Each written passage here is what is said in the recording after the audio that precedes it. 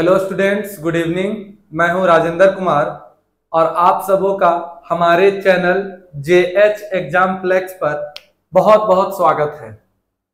आज हम लोग सेमेस्टर 3 का माइनर फिजिक्स का लेक्चर नंबर 14 चर्चा करेंगे, जिसमें कि हम लोगों को पढ़ना है, टॉपिक पढ़ना है इलेक्ट्रोमैग्नेटिक वेव प्रोपागेशन।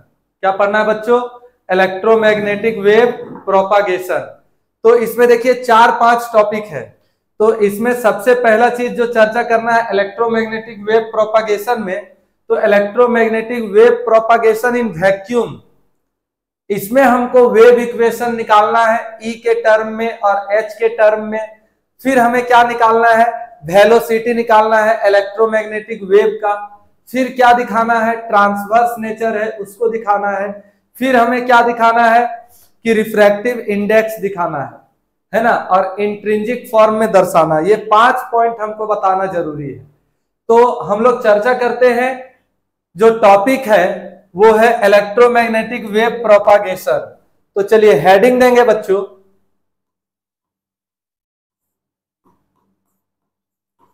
कि electromagnetic wave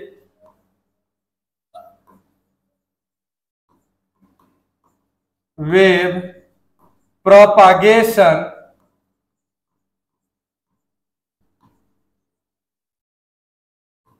through vacuum.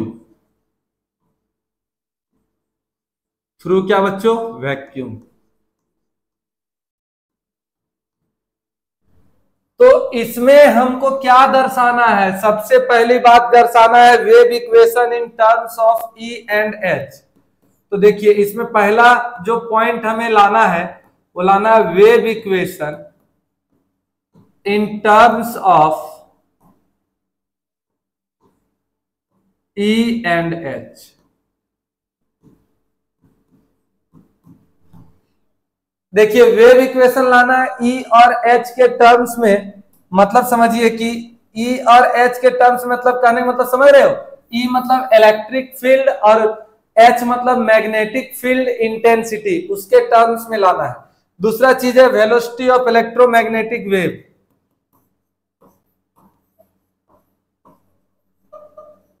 Velocity of electromagnetic wave, है ना, इन वैक्यूम। वैक्यूम में क्या होता है इलेक्ट्रोमैग्नेटिक वेव का इक्वेशन, सॉरी वेलोसिटी, उसके विषय में बात करना है।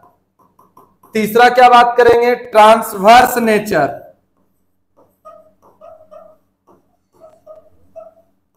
ट्रांसवर्स नेचर, ट्रांसवर्स नेचर है कि नहीं वो बताना है। बोले बच्चों चौथा पॉइंट क्या चर्चा करेंगे?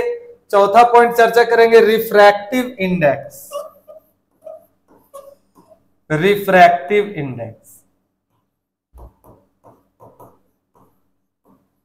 Refractive index. और पांचवा पॉइंट जो चर्चा करना है वो है इंट्रिंसिक इंपीडेंस। इंट्रिंसिक इंपीडेंस, ये 5 पॉइंट चर्चा करना है। एक मिनट थोड़ा ध्यान दीजिए। Electromagnetic wave propagation through vacuum, इसमें ये 5 पॉइंट हमको चर्चा करना है। अब पहला पॉइंट क्या है कि wave equation in terms of E and H. Wave equation के विषय में बात करना है। किसके किसके टर्म में? ई और एच। ई मतलब क्या चीज बच्चों? Electric field intensity. और एच मतलब क्या होता है? Magnetic field intensity. ठीक है। दूसरा पॉइंट है velocity of electromagnetic wave in vacuum. Electromagnetic wave का जो वेलोसिटी है वैक्यूम में वो क्या होता है उसको दिखाना है। तीसरा है ट्रांसवर्स नेचर। ट्रांसवर्स नेचर मतलब कि इलेक्ट्रिक फील्ड और मैग्नेटिक फील्ड ये दोनों आपस में क्या होते हैं? परपेंडिकुलर होते हैं। परपेंडिकुलर मतलब कितने डिग्री का एंगल बनाएगा? 90 डिग्री का एंगल बनाएगा, उसको बताना है। चौथा पॉइंट है कि रिफ्रैक्टिव इंडेक्स को दर्शाना है। और पांचवा पॉइंट है कि इंट्रिंसिक इंपीडेंस को दर्शाना है। तो ये 5 पॉइंट के विषय में हमें चर्चा करना है। इसको थोड़ा सा नोट करो। अब पहला पॉइंट हम लिखते हैं wave equation in terms of E and H, है ना।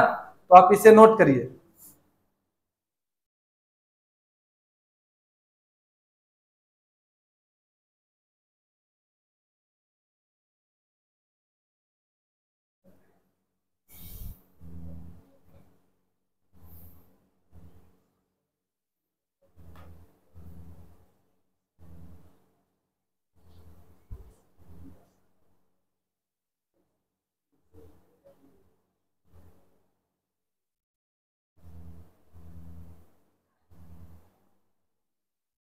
हो गया। अब देखिए पहला पॉइंट है कि वेव इक्वेशन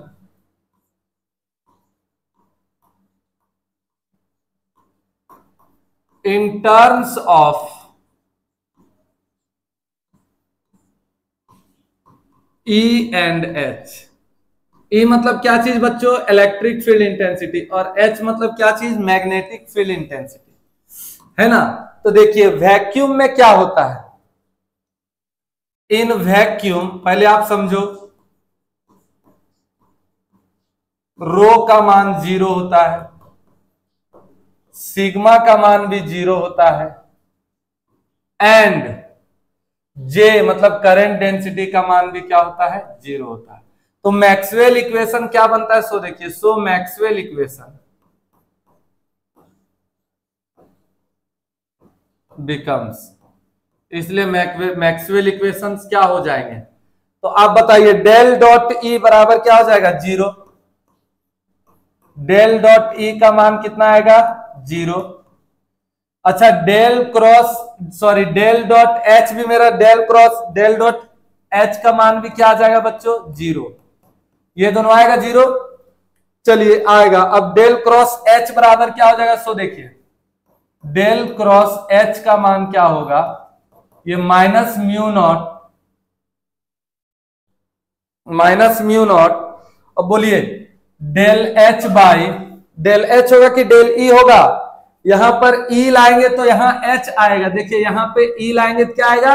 एच आएगा। थोड़ा सा समझिए, यहां पे ई है तो यहां पे एच आएगा, del H by del T. और यहां पर यदि एच लाएंगे कि डेल क्रॉस एच, तो इसका मान क्या होगा? इसका मान क्या होगा बोलिए? इसका मान होगा E naught epsilon naught del E by del, होगा। ये होगा। इसको इक्वेशन कितना मान लिया? 1 2 3, और ये इक्वेशन क्या हो गया? 4। ये 4 इक्वेशन हुए, है ना। तो यही चारों इक्वेशन से हम लोग आगे देखेंगे कि क्या होगा। ठीक है। ये वैक्यूम, वैक्यूम के लिए रो का मान कितना होता है बच्चों? 0। सिग्मा का मान कितना? 0। और जे का मान, करंट डेंसिटी का मान भी क्या? 0। तो मैक्सवेल इक्वेशन चारों ये वाला बन जाएगा आपका, ये इक्वेशन चारों आएगा। अब इसको नोट करो, फिर इसके आगे हम देखते हैं कि क्या होता है।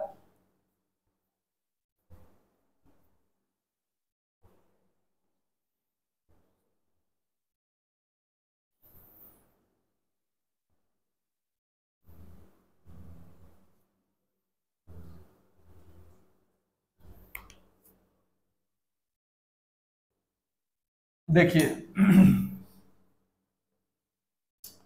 डी जो होता है इसका मान आता है एप्सिलॉन नॉट इंटू ई, और कुछ है क्या? और एच जो होता है, बी जो होता है, इसका मान आता है mu naught into H. Magnetic intensity बराबर बी बाई म्यू नॉट होता है ना, तो वहीं से बी का मान निकाले, तो ये म्यू नॉट इधर आ गया, इंटू में हो गया। तब बताइए इक्वेशन 3 मेरा क्या बनेगा? तो देखिए फ्रॉम 3 से, बोलिए बच्चों, 3 इक्वेशन में क्या था हमारा? डेल क्रॉस ई क्या था बच्चों? Del cross E. देखिए del cross E is equal to क्या था बोलिए? Minus mu naught del H by क्या? डेल टी, यही ना था। तो एक काम करते हैं ना, दोनों तरफ हम लोग कर्ल लेते हैं। कर्ल मतलब क्रॉस प्रोडक्ट लेते हैं। तो जब इधर कर्ल लेंगे, देखिए ये क्या हो जाएगा? Curl into del cross E is equal to, इधर कर्ल लेंगे तो ये माइनस म्यू नॉट बाहर निकल जाएगा, बाहर निकलेगा। तो देखिए, या फिर कर्ल आप रहने ही दो, minus mu naught del H by क्या? Del T. ये होगा कि नहीं? अब कर्ल कहने का मतलब क्या होता है? कर्ल मतलब क्रॉस प्रोडक्ट होता है। तो कर्ल मतलब क्रॉस प्रोडक्ट होता है। देखिए del cross E is equal to del cross minus mu naught into del H by क्या होगा बच्चों, dt। इतना होगा। कर्ल मतलब क्या होता है, क्रॉस। कर्ल मतलब क्या होता है, क्रॉस। और डाइवर्जेंस मतलब क्या होता है, डॉट। ये होता है। तो इसको थोड़ा सा आप देखिए। अब ये तो हमारा फॉर्मूला में आ गया, ये हमारा फॉर्मूला में आ गया। अब फॉर्मूला में आ गया तो इसका फॉर्मूला हम बताए हुए हैं पहले। क्या बताए हैं, इसी के बारे में हम बात करेंगे। चलो थोड़ा सा इसको नोट करो।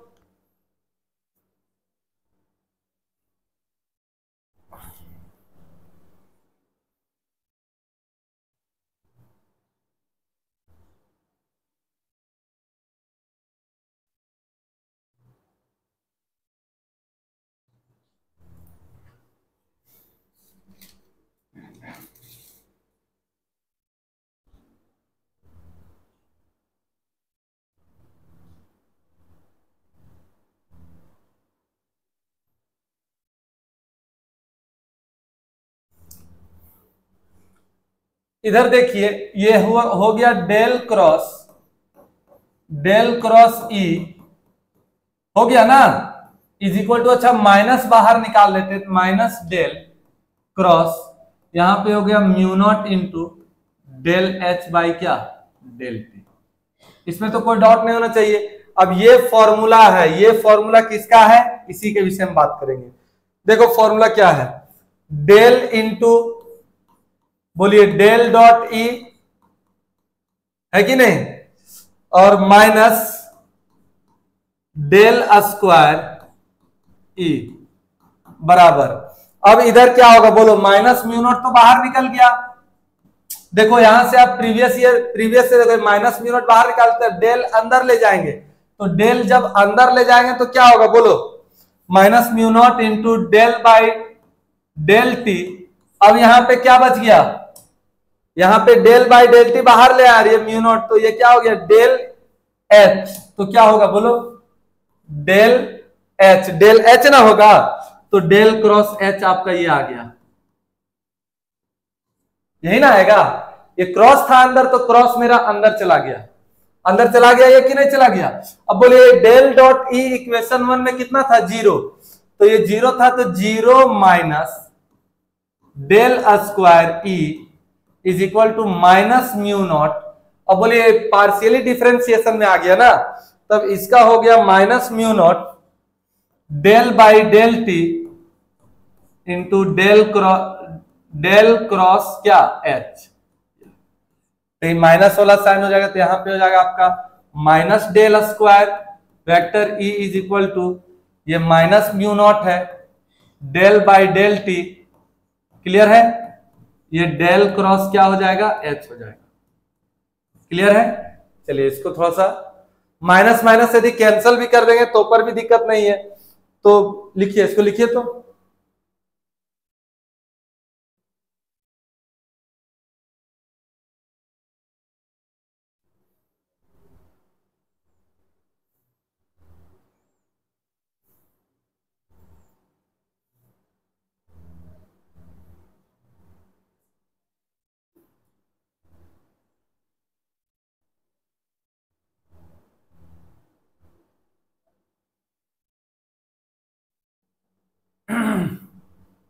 माइनस माइनस कैंसिल हो जाएगा, तब देखिए क्या होगा, del square E is equal to mu naught del by del T, ठीक है।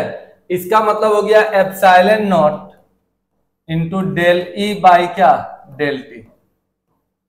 तो आप इस तरीके से भी बोल सकते हो, ई के टर्म्स में लाए, ई मतलब इलेक्ट्रिक फील्ड इंटेंसिटी, तो यहां पे हो जाएगा, क्या हो जाएगा बच्चों कि ये del square E is equal to क्या होगा, देखिएगा मेरा बात थोड़ा सुनिएगा, एप्सिलॉन नॉट बाहर निकलेगा तो mu naught into epsilon naught, और ये डेल डेल मल्टीप्लाई होगा, क्या होगा del square E by del T square, यही ना होगा।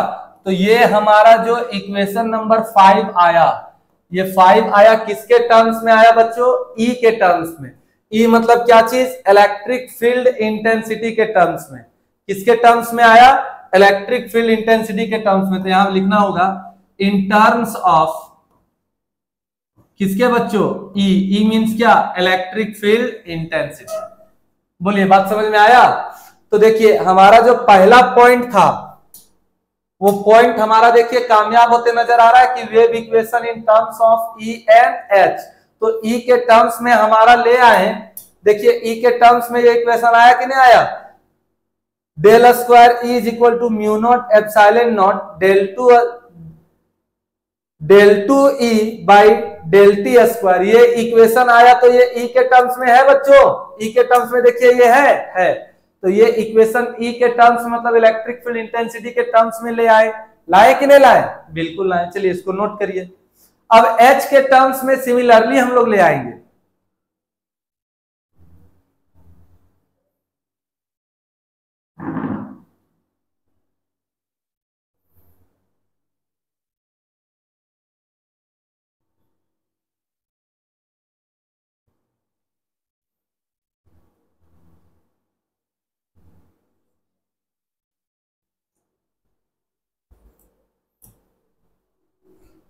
ये इक्वेशन 4 में हम लोग दोनों तरफ क्या लेंगे? कर्ल लेंगे। तो देखिए अब अगला इक्वेशन जो है इसमें हम लोग समझ जाएंगे कि टेकिंग कर्ल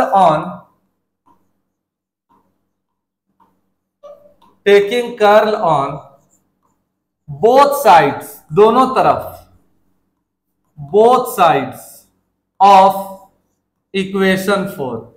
तो बोलिए इक्वेशन 4 में हम लोग दोनों तरफ कर्ल लेंगे, तो इक्वेशन 4 क्या हो जाएगा? कर्ल ऑफ, बोलिए डेल क्रॉस क्या? एच होगा।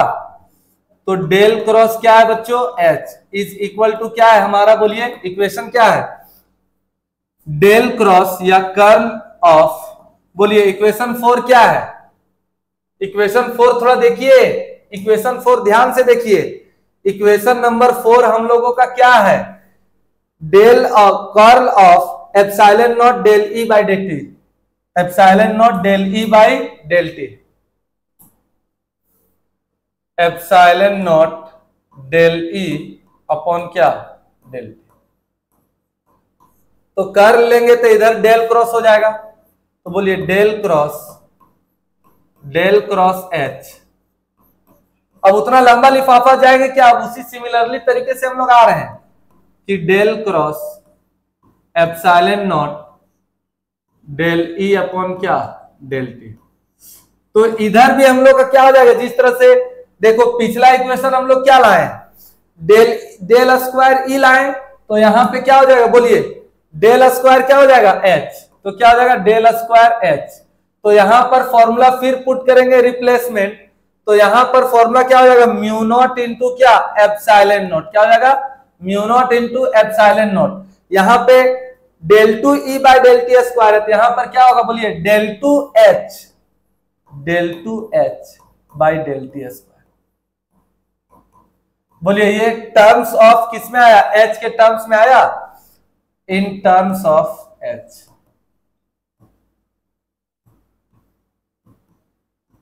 मैग्नेटिक फील्ड इंटेंसिटी के टर्म्स में।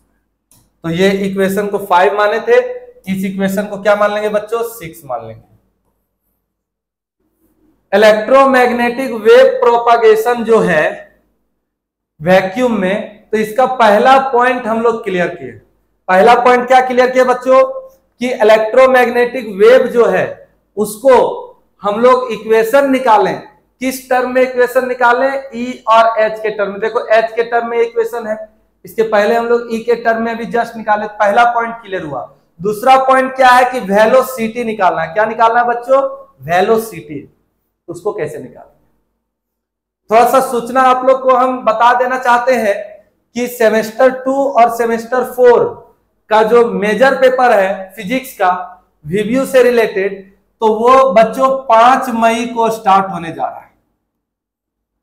हमारे चैनल जेएच एग्जाम प्लेक्स में जो मेजर पेपर है सेमेस्टर 2 और सेमेस्टर 4 का, सेमेस्टर 2 और सेमेस्टर 4 का, वो कब से स्टार्ट होने जा रहा है बच्चों? 5 मई से स्टार्ट होने जा रहा है। ठीक है, अभी 1 तारीख तक ऑफर चल रहा है। ऑफर क्या चल रहा है कि 1 तारीख तक 10 स्टूडेंट्स का जो फी जो है उसमें डिस्काउंट चल रहा है। और ये सूचना आप लोग डिटेल्स जानने के लिए, इस चैनल का डिटेल्स जानने के लिए आप इस नंबर पे कांटेक्ट कर सकते हैं, जिसका नंबर है 9631 559973। इस नंबर पे आप डिटेल्स कांटेक्ट पता कर सकते हैं, कांटेक्ट करके जानकारी हासिल कर सकते हैं। वीवीयू का कब से क्लास स्टार्ट हो रहा है ना, क्या क्या फीचर्स है वो भी आप जानकारी हासिल कर सकते हैं। ठीक है, तो ये हमारा चैनल का जो है वो स्टार्ट हो रही है सेमेस्टर 2 और सेमेस्टर 4 का 5 मई से। ठीक है, तो जल्द से जल्द आप लोग जुड़ जाएं। चलिए इसको नोट करिए, अभी वेलोसिटी बताने वाले हैं।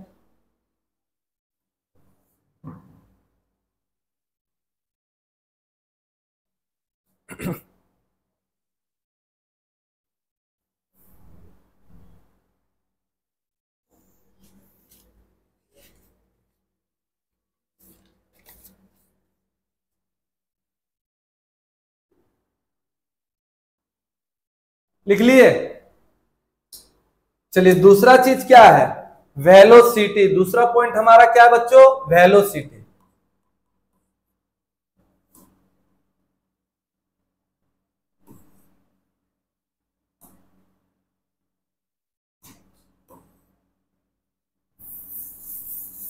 दूसरा पॉइंट हमारा क्या है, वेलोसिटी।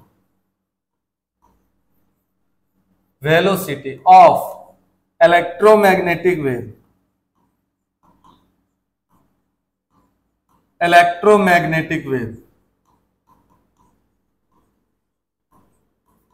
In vacuum. किसमें निकालना बच्चों, वैक्यूम में। तो देखिए जनरल वेव इक्वेशन क्या होता है वो जान लीजिए, कि जनरल वेव इक्वेशन,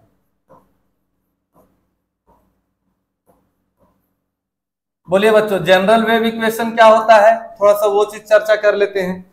तो del square psi is equal to क्या होता है, बोलिए 1/v² del two psi by क्या, डेल टी स्क्वायर।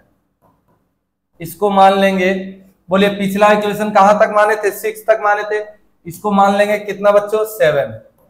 तो कंपेयर करेंगे 7 को किसके साथ कंपेयर करेंगे, 5 और 6 के साथ कंपेयर करेंगे। ऑन कंपेयरिंग, कंपेयर करते हैं इक्वेशन किसको, 7 को, किससे, 5 और 6 से, विथ 5 एंड 6। तो बोलिए बच्चों 5 एंड 6 से कंपेयर करेंगे तो क्या पाएंगे कि v² इज इक्वल टू, या 1/v²,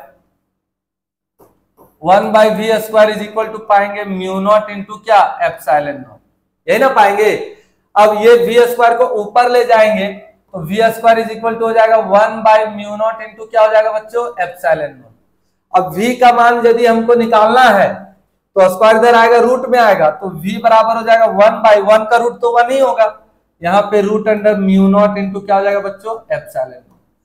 अब बताइए μ0 का मान, मैग्नेटिक परमेबिलिटी का मान पता है, 4 पाई इंटू 10⁻⁻7 टेस्ला मीटर पर एम्पियर, और एप्सिलॉन0 का वैल्यू पता है, तो पता है तो एप्सिलॉन0 का वैल्यू क्या होता है, 8.85 इंटू 10⁻⁻12 कूलम स्क्वायर पर न्यूटन मीटर स्क्वायर। अब ये दोनों को पुट करेंगे तो 3 इंटू 10⁸ मीटर पर सेकेंड आ जाएगा, 3 इंटू 10⁸ मीटर पर सेकेंड आ जाएगा।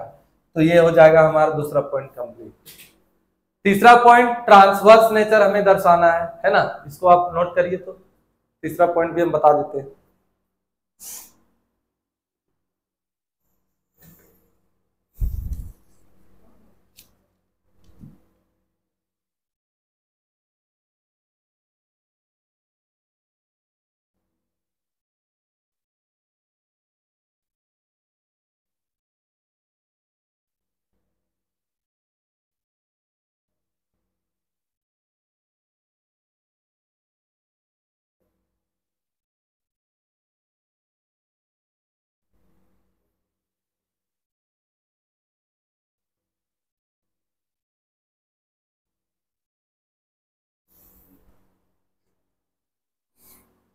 हो गया। अब देखिए अब तीसरा पॉइंट हमारा क्या है बच्चों, ट्रांसवर्स नेचर। तीसरा पॉइंट क्या हमारा बच्चों, transverse nature. Transverse nature transverse nature, transverse nature. तो बोलिए जनरल वेव इक्वेशन क्या होता है?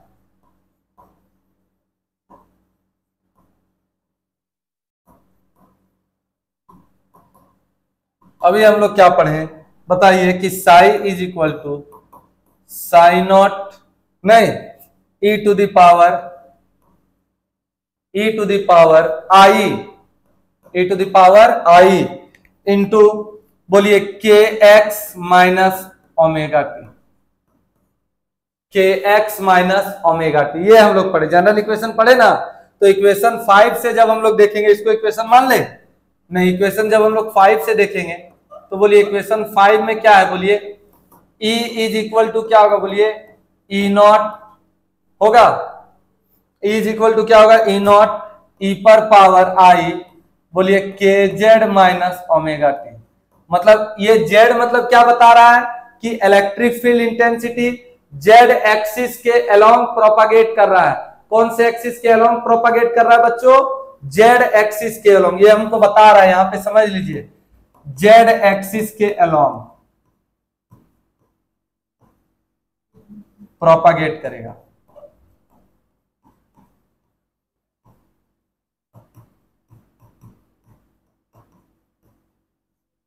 बात समझे कि नहीं? इसको मान लीजिए इक्वेशन नंबर 8। क्लियर है? अब बोलिए सिमिलरली यदि हम लोग H के लिए बात करें, मैग्नेटिक फील्ड इंटेंसिटी H के लिए बात करें, क्या होगा, बोलिए H naught E to the power I, और क्या हो जाएगा, बोलिए के जेड माइनस ओमेगा टी। इसको मान लेते हैं इक्वेशन 9। अब 8 और 9 को या फिर 8 नंबर इक्वेशन को हम लोग पार्शियली डिफरेंशिएशन करते हैं जेड के रिस्पेक्ट में। किसके रिस्पेक्ट में डिफरेंशिएशन करते हैं बच्चों? जेड के रिस्पेक्ट में। तब देखते हैं जेड के रिस्पेक्ट में 8 को डिफरेंशिएशन करने पर क्या आता है, ये चीज हम लोग देखेंगे। चलो इसको थोड़ा सा नोट करो। इस साई के फॉर्म में हम लोग इसको लिखे, ये बता रहा है कि जेड मतलब जेड एक्सिस के अलोंग, और इसी के फॉर्म में एच को लिखे मतलब मैग्नेटिक फील्ड इंटेंसिटी, ये भी बता रहा है कि जेड एक्सिस के अलोंग जा रहा है ना। तो ट्रांसवर्स नेचर मतलब हमको बता रहा है कि परपेंडिकुलर होगा। क्या होगा बच्चों? परपेंडिकुलर होगा। चलो इसको नोट करो।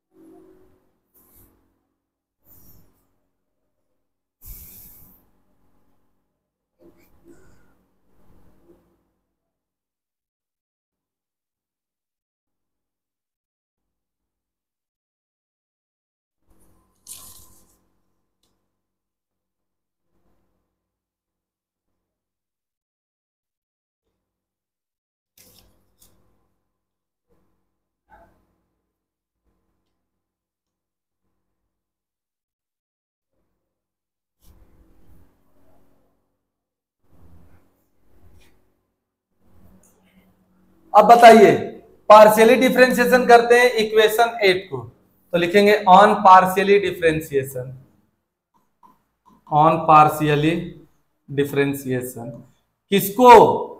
इक्वेशन 8 को। किसके रिस्पेक्ट में? जेड के रिस्पेक्ट में। तो देखिए क्या पाते हैं, बोलिए इक्वेशन 8 क्या है हमारा बच्चों? E इज इक्वल टू, तो यहां पे पार्शियली करेंगे तो डेल E बाई क्या? Del Z. और इधर क्या है बच्चों इक्वेशन 8 में? तो डेल बाई डेल जेड हम लोग करेंगे, तो इधर होगा डेल बाई डेल जेड, इधर क्या हो जाएगा, बोलिए del by del Z E naught, क्या हो जाएगा, ई पर पावर आई, ई पर power I into K Z minus क्या? Omega T. यही ना होगा? तो बोलिए ये हो गया हमारा क्या? Del E upon del Z बराबर, बताइए ई नॉट बाहर निकलेगा तो बोलिए ई पर पावर एक्स का डिफरेंशिएशन ई पर पावर एक्स होता है, ई टू द पावर आई, बोलिए के जेड माइनस ओमेगा टी, और इसके रिस्पेक्ट में फिर करेंगे तो क्या हो जाएगा? के, यही ना बचेगा। तो यहां पे के इंटू आई, आई के बचेगा, और ये ओमेगा टी पूरा खत्म हो जाएगा तो यही बचेगा। कहने का मतलब del E upon del Z बराबर बचेगा, इसका मान क्या, ई पूरे का मान क्या माने थे ई, तो बचेगा देखिए ई इंटू आई के, यही ना बचेगा। तो हम बोलेंगे ई ई कैंसल, तो बोलिए del del by del Z बराबर क्या हो गया, बोलिए आई के, यही ना बचेगा। ये बचा डेल बाई डेल जेड बराबर क्या हो गया, आई इंटू के, मतलब जेड एक्सिस में कौन सा यूनिट वेक्टर है, के, कौन सा यूनिट वेक्टर है, के।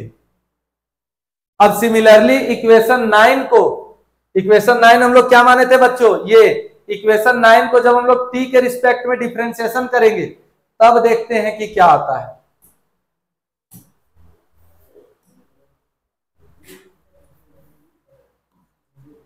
On partially differentiation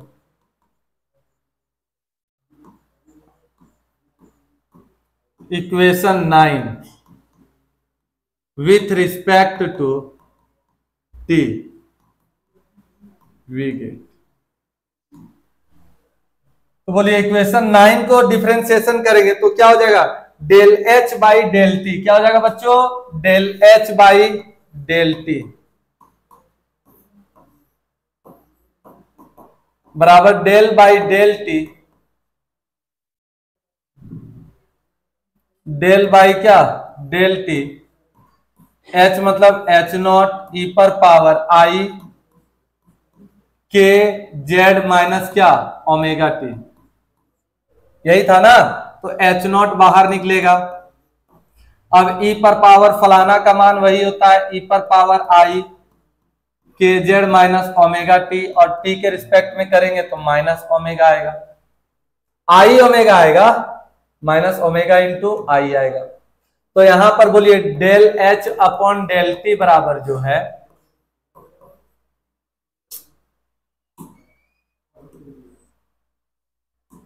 del H upon del T बराबर जो है, तो देखिए ये del H upon del T बराबर जो है, ये बोलिए एच नॉट इतना को बोल सकते हैं एच और माइनस आई ओमेगा, तो ये एच एच कैंसल, तो डेल अपॉन डेल टी बराबर मेरा क्या हो गया बच्चों, माइनस आई ओमेगा, यही ना हुआ। चलिए ठीक, इसको लिख लीजिए, इसको लिख लीजिए, इसको लिख लीजिए।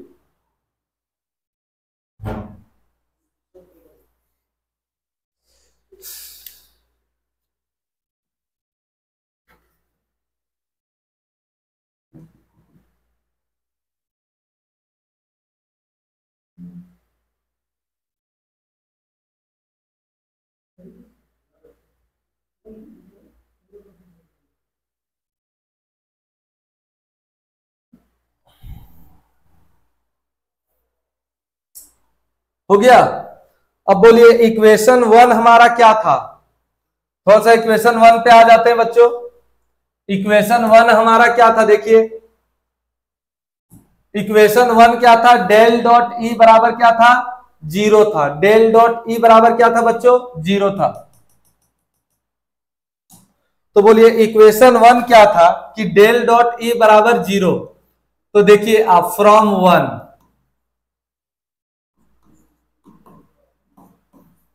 Del dot E is equal to कितना था बच्चों, 0। तो आप कहिएगा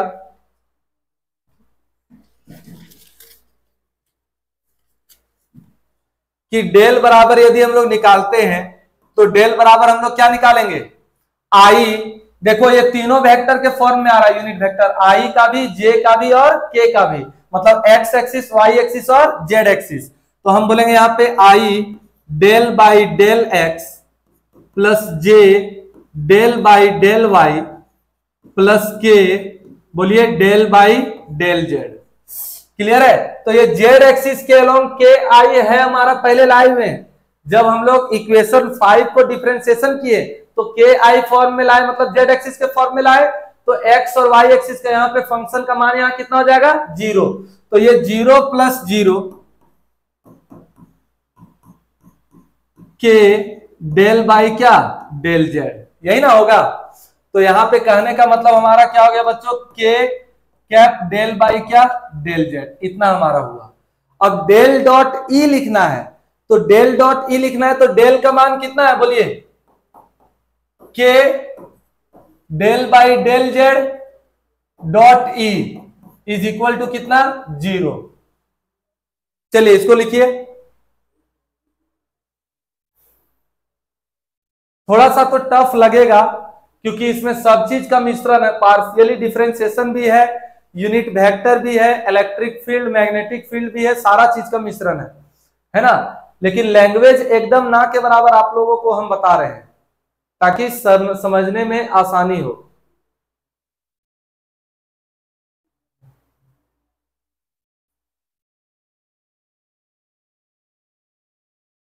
अब आप बताइए, यहां से ये के हो गया, डेल बाई डेल जेड को लिख सकते हैं I K dot E is equal to कितना बच्चों 0, लिख सकते हैं ना। तो अब बताइए यहां से हमारा क्या होगा, यहां से क्या होगा, के मतलब सेम प्रोडक्ट हो जाएगा तो डॉट प्रोडक्ट में 0 होगा, तो ई का मान मेरा 0 आना चाहिए, आना चाहिए कि नहीं आना चाहिए। तो यहां से देखिए के डॉट ई का मान मेरा कितना आना चाहिए 0, तो देखिए के डॉट ई का मान कितना आना चाहिए बच्चों 0। के डॉट ई का मान कितना आना चाहिए 0।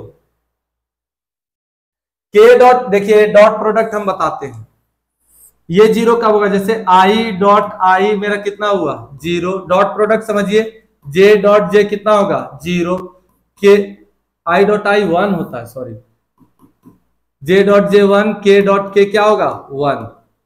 बोलिए आई डॉट जे कितना होगा 0, जे डॉट के कितना होगा 0, और बोलिए बच्चों के डॉट आई कितना होगा 0। तो आप बताइए पूरे का मान 0 है, तो आप बताइए आई डॉट के का मान 0 होना चाहिए। अच्छा के डॉट के का मान 0 नहीं होगा तो क्या बचेगा, के ये के डॉट आई का मान या फिर के डॉट ई का मान, यही दोनों का मान मेरा 0 होगा, होगा कि नहीं होगा। तो यही चीज हमने लिखा, इसको लिखिए,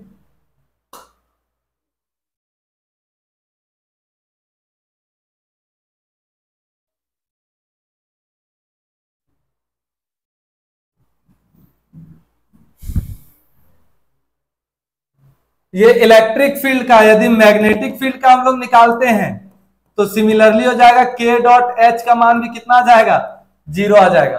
तो ये 0 कब आएगा, डॉट प्रोडक्ट में 0 मतलब समझते हैं 0 आना डॉट प्रोडक्ट। अच्छा डॉट प्रोडक्ट टूटेगा तो क्या होता है, देखिए vector A dot vector B is equal to होता है ए बी कॉस थीटा।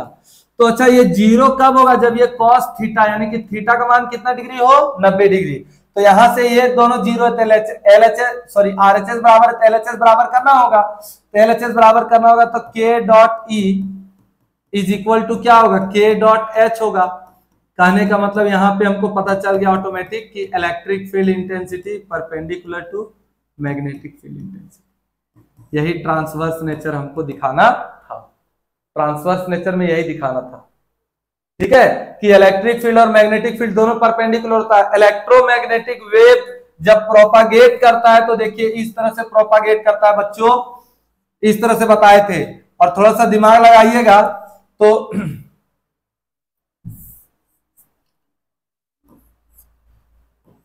इस तरह इसको छापे होंगे हम इलेक्ट्रोमैग्नेटिक वेव का, छापे थे कि नहीं छापे थे। तो देखिए इलेक्ट्रिक फील्ड था, ये मैग्नेटिक फील्ड था, ये मैग्नेटिक फील्ड था, ये इलेक्ट्रिक फील्ड था, तो ये आपस में परपेंडिकुलर था कि नहीं। परपेंडिकुलर मतलब कॉस थीटा, यानी कि थीटा का मान कितना डिग्री 90 डिग्री, यही चीज हमको लाना था। तो आज के क्लास में हम लोगों ने 3 पॉइंट का चर्चा किया। इलेक्ट्रोमैग्नेटिक वेव प्रोपागेशन जो था वैक्यूम में, उसमें कितना पॉइंट था 5 पॉइंट, तो 5 पॉइंट में से 3 पॉइंट हम लोग चर्चा कर चुके हैं कि electromagnetic wave propagation through vacuum, उसका इक्वेशन लोग निकाल चुके हैं ई और एच के टर्म्स में। दूसरा चीज है कि वेलोसिटी के विषय में हम लोग चर्चा कर चुके हैं, और तीसरा चीज है ट्रांसवर्स नेचर हम लोग दिखा चुके हैं। अब थोड़ा सा हम लोग का समय बचता तो हम लोग रिफ्रैक्टिव इंडेक्स का भी चर्चा कर लेते और इसमें इंट्रिंसिक इंपीडेंस भी चर्चा कर लेते, तो इसको नेक्स्ट क्लास के लिए छोड़ देते हैं, ठीक है, तो अगले क्लास में हम लोग बच्चों मिलते हैं फिर से इसी चैनल पर जिसका नाम है JH एग्जाम्प्लेक्स, और मैं हूं राजेंद्र कुमार। आप लोग से नेक्स्ट क्लास में फिर मुलाकात होगी। तब तक के लिए थैंक यू, जय हिंद।